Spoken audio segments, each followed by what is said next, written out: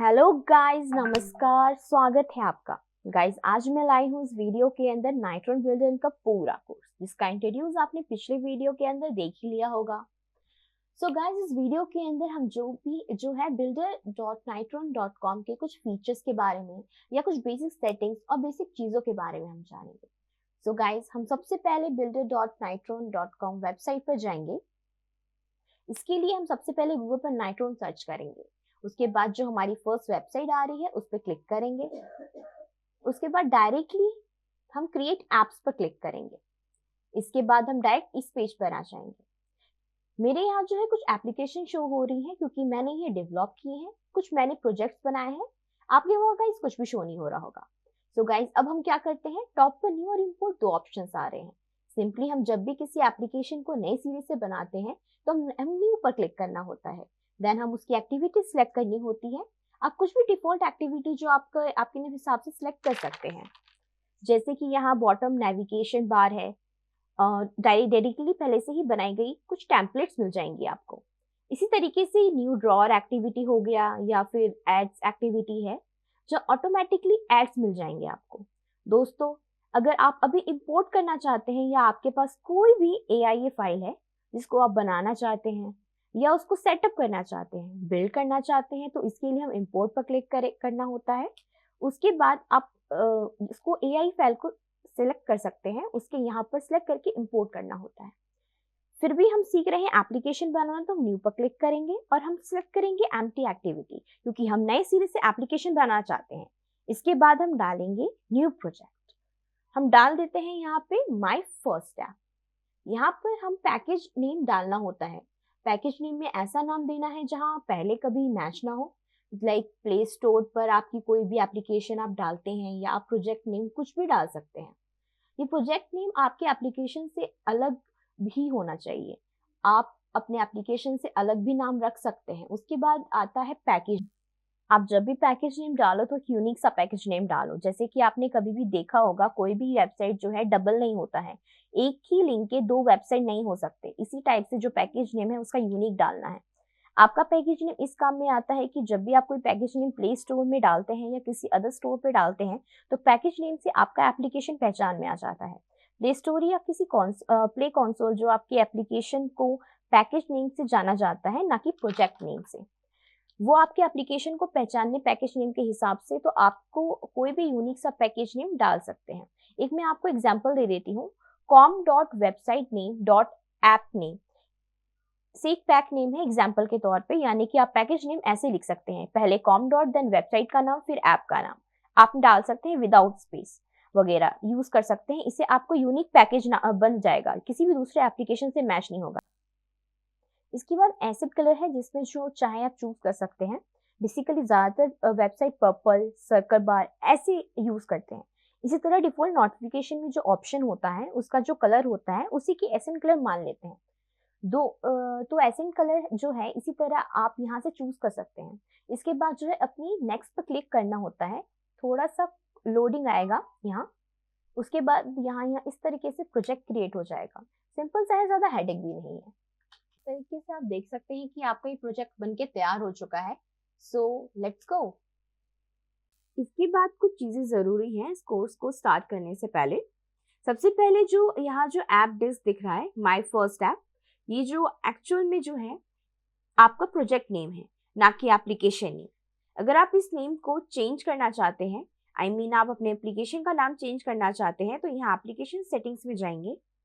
फिर यहाँ पर आपके ऐप के जो भी नेम है वो चेंज कर सकते हैं। म्यूजिक ऐप जैसे इमेजेस ऐप, वॉलपेपर ऐप, इस तरीके से आप चेंज कर सकते हैं।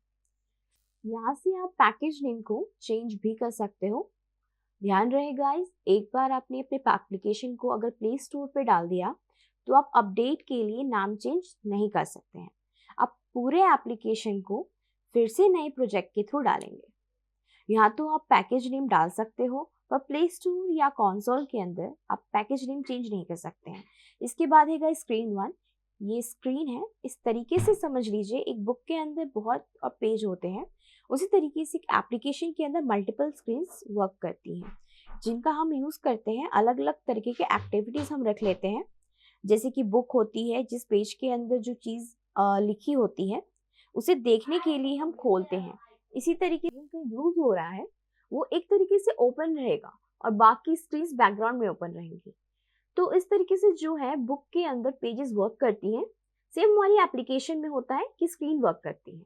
यहाँ पर स्क्रीन्स आप मल्टीपल बता सकते हैं और स्क्रीन्स को आप इन ऑप्शंस के थ्रू डिलीट भी कर सकते हैं। इस ऑप्शन के थ्रू डिलीट कर सकते हैं, इस ऑप्शन के थ्रू आप न्यू स्क्रीन भी बना सकते हैं और इस ऑप्शन के थ्रू आप किसी भी स्क्रीन को कॉपी कर सकते हैं। एग्जाम्पल मान लीजिए इस स्क्रीन के अंदर बटन ले लिया है और लेबल ले लिया है। अब इसमें जो लेबल एंड बटन जो भी डिज़ाइन है एक और दूसरी वाली स्क्रीन के अंदर दिखाना है। फिर हम कॉपी स्क्रीन पर क्लिक करेंगे और इसका कोई भी नाम अपनी तरफ से रख लेंगे। आप कोई भी अपनी तरफ से कोई भी एक नाम रख सकते हैं। उसके बाद ओके पर आप क्लिक करेंगे। देखिए फिर स्क्रीन जो है बनकर तैयार हो जाएगा, सेम डिज़ाइन और सारे वही ऑप्शन के साथ। उसके अंदर कुछ चेंजेस हम कर सकते हैं बाद में भी। इस तरीके से आप स्क्रीन को ऐड, कॉपी, डिलीट कर सकते हो। इसके बाद गाइज यहाँ ब्लॉक्स का ऑप्शन आता है। उस ऑप्शन पर अगर आप क्लिक करते हैं तो यहाँ पर ब्लॉक्स को सेट करने का, सजाने का या ब्लॉक्स को एडिट करने का ऑप्शन आता है। इस तरीके से कोई भी ब्लॉक लेकर ड्रैग करके सेट करके हम जो है कोई भी एप्लीकेशन बना सकते हैं। इस तरीके से गाइज हम ब्लॉक्स को सेट करेंगे और अपने एप्लीकेशन को बनाना सीखेंगे। इससे फिर से यहाँ हम डिज़ाइनर पर क्लिक करते हैं। डिज़ाइनर के अंदर हम फिर से आ जाएंगे। गाइज देख सकते हैं यहाँ पर ऑप्शन है, यहाँ क्लिक करेंगे। माय प्रोजेक्ट्स दिख रहा होगा आपको, स्टार्ट न्यू प्रोजेक्ट का ऑप्शन दिख रहा होगा, इंपोर्ट प्रोजेक्ट दिख रहा होगा, AIA। अगर आपके पास कोई प्रोजेक्ट है तो अपना AIA फाइल को सिलेक्ट करके सेटअप करके न्यू प्रोजेक्ट बना सकते हैं। इसी तरीके से डिलीट प्रोजेक्ट पर अगर क्लिक करते हो तो आपका प्रोजेक्ट हमेशा के लिए डिलीट हो जाएगा। बाकी सारे ऑप्शन लगभग आपको मालूम ही होंगे। फिलहाल ये तीनों ऑप्शंस के बारे में बता देती हूँ। इसके लिए हम यहाँ की स्टोर पर जाना होगा। यहाँ पर आपको दिख रहा होगा SHA1। ये की आपको हमेशा अपने पास डाउनलोड करके रखना है, कॉपी करके रखना होता है। इसका यूज़ प्ले कंसोल, एबॉट के अंदर जो प्ले स्टोर का ही अपार्ट है उसके अंदर आपका यूज़ होता है। अगर वहाँ बाई चांस मान लीजिए कोई एप्लीकेशन अपडेट करना है, अगर वो ऑप्शन आपको आ रहा है कि SHA की जो है आपको कॉन्सेप्ट है डिलीट है, देन आप यहाँ फिर से कॉपी करके या इंपोर्ट करके इन ऑप्शंस के थ्रू इंपोर्ट, एक्सपोर्ट, अपडेट कर सकते हैं। फिर ऑप्शन आता है टेस्ट का। टेस्ट के अंदर आपको मिल रहा होगा कंपेनियन, इमोल्टर, USB। इन तीनों का जो यूज़ है आपकी एप्लीकेशन को लाइव टेस्ट करने के लिए होता है। कंपेनियन पर आप सिंपली क्लिक करेंगे तो आपको QR कोड आ जाएगा। आपको मोबाइल पर जाना है, गूगल पर जाना है, सर्च करना है नाइट्रॉन कंपेनियन। फिर जो आपको फर्स्ट वाली वेबसाइट दिख रही होगी बिल्डर कंपेनियन नाइट्रॉन, राइट, उस पर आपको क्लिक करना है। यहाँ डाउनलोड ऑप्शन पर क्लिक करना है। फिर नाइट्रॉन कंपेनियन .apk को अपने मोबाइल में इंस्टॉल कर लेना है और उसके बाद जो आपके पास QR कोड है नाइट्रॉन कंपेनियन के थ्रू स्कैन कर लेना है। जैसे आप इसको स्कैन करेंगे थोड़ा सा मोबाइल के अंदर लोडिंग लेगा। इसके बाद जो भी आपका एप्लीकेशन है लाइव आपके पास फ़ोन में दिख रहा होगा। जैसे ही आप एक्टिविटी डिज़ाइन सेटअप करेंगे तो सारी चीज़ें आपके मोबाइल में दिखने को मिल जाएंगी। इसके बाद यहाँ रीसेट कनेक्शन और हार्ड रीसेट का ऑप्शन दिख रहा होगा। इन दोनों का यूज़ करके आप अपने कनेक्शन को सही से रीसेट कर सकते हैं या हार्ड रीसेट कर सकते हैं। इसके बाद बिल्ड पर एंड्रॉयड ऐप और एंड्रॉयड ऐप बंडल .aab ये ऑप्शन आपको ज़्यादातर देखने को मिलेंगे। एंड्रॉयड ऐप .apk को आप डायरेक्ट अपने मोबाइल में इंस्टॉल कर सकते हैं, पर एंड्रॉयड ऐप .aab को आप मोबाइल में डायरेक्ट इंस्टॉल नहीं कर सकते हो। दूसरी चीज़ ये कि जब भी आप अपने एप्लीकेशन को बिल्ड करते हो या टेस्टिंग करते हो फिर अपने मोबाइल में यूज़ करते हो तो आपने .apk का यूज़ करना है। जब आप अपने एप्लीकेशन को प्ले स्टोर या किसी भी स्टोर के अंदर डालना है अपलोड करना है उसके लिए .aab का यूज करना है। इसके बाद में आपको एक हेल्प एसेट्स का ऑप्शन आएगा जो बहुत ही मेन पार्ट है एसेट का। इसके अंदर जो है आप इंपोर्ट कर सकते हो अपने इमेजेस डायरेक्टली। आप पीएनजी, जेपीजी सारी चीजें जो हैं आपको एप्लीकेशन में जितने भी एसेट्स होंगे, जितनी भी चीजें होंगी, इमेजेस और लोगो, जेसन फाइल, इसी तरीके से बहुत सारी जो चीजें होंगी, ऐसे बहुत सी चीजें जो एप्लीकेशन में यूज होती हैं, वो सारी चीजें आप यहाँ इंपोर्ट कर लेंगे पीएनजी फॉर्मेट के अंदर या फिर जेपीजी फॉर्मेट के अंदर। देन उसके लिए सिंपली आपको ओपन पर क्लिक करना है। थोड़ा सा लोडिंग लेगा, यहाँ पर आपकी इमेज जो है देखने को मिल जाएगी। इस तरीके से आप एप्लीकेशन की लोगो और बहुत सारी इमेजेस जो कि बैकग्राउंड वगैरह इमेजेस को आप यहाँ अपलोड कर सकते हो और अगर एप्लीकेशन के अंदर यूज कर सकते हो। नेक्स्ट गाइस हम आते हैं एप्लीकेशन सेटिंग के अंदर, जहां आप अपने एप्लीकेशन के नेम को चेंज कर सकते हो और यहाँ जो है अपने पैकेज नेम को चेंज कर सकते हो। इस तरह से अगर आप ऐप आइकन को चेंज करना है तो बाय डिफॉल्ट आपको नाइट्रॉन का आइकन मिलेगा, लेकिन अगर आप चेंज करना चाहते हो लोगो को, तो जैसे कि यहाँ पीएनजी इमेज लोड किया था, आपको एसेट के अंदर इंपोर्ट करना होगा।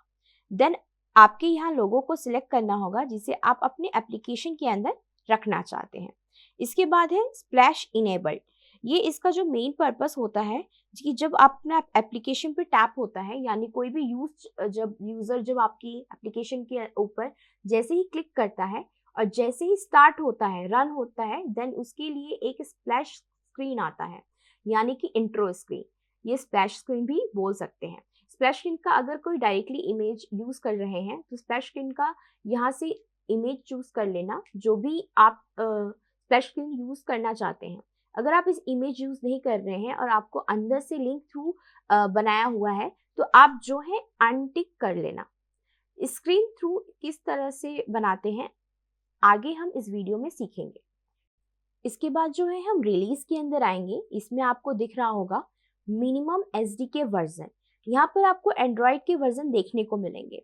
इनका बेसिकली यूज ये है कि अगर आप मान लीजिए आपका एक एप्लीकेशन बना रहे हैं तो आपके ये ध्यान में रखना होगा कि ये जो वर्जन है कोई किसके एंड्रॉयड वर्जन के आगे चलना चाहिए। जो आप रखना चाहते हैं सिलेक्ट कर सकते हो। मैं आपको रेफर करूंगी, यहाँ जो बाय डिफॉल्ट है उसी को आपको रहने दीजिए, क्योंकि जितना आप लो एंड्रॉयड वर्जन करने जाएंगे उतने ही यूजर्स आप तक पहुंच सकते हैं, क्योंकि ज़्यादातर यूजर लो एंड्रॉयड वर्जन वाले मोबाइल ही यूज़ करते हैं। इसलिए जितना लो रहेगा वर्जन उतना ही अच्छा होगा। टारगेट एसडीके वर्जन ये होता है कि आप अपना एप्लीकेशन जो है मैक्सिमम कौन से वर्जन में चलाना चाहिए। मैं प्रेफर करूंगी कि आपको यहाँ जो भी लेटेस्ट वर्जन आपको दिख रहा है उसी पर आप टिक रहने दीजिए। उसके बाद आता है version code and version name.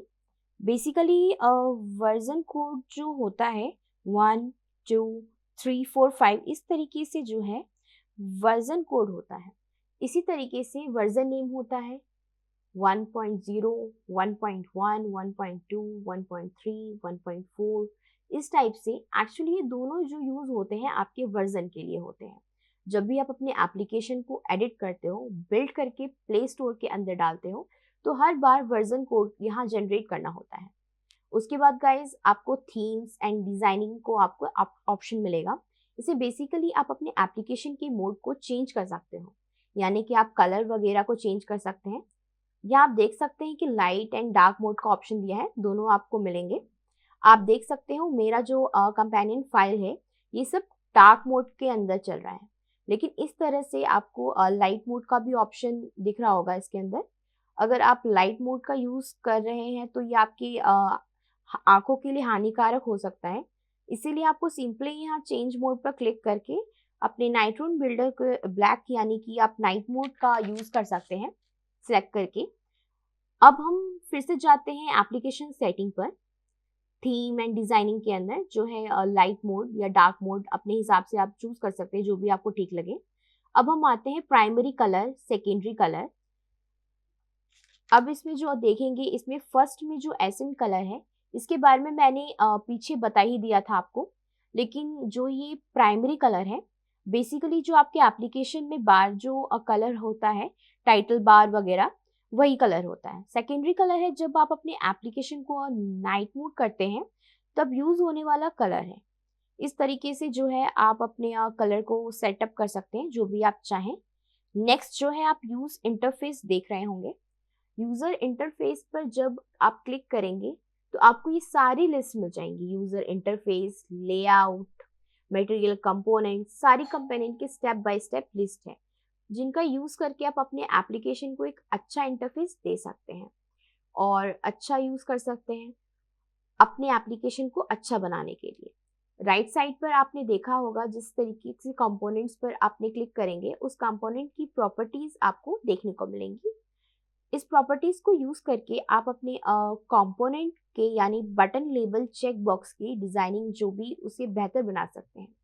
इन सभी के अंदर जो अच्छा परफॉर्मेंस ला सकता है। सो गाइज, आज की वीडियो के लिए बस इतना ही। मिलते हैं नेक्स्ट वीडियो में। Thanks for watching.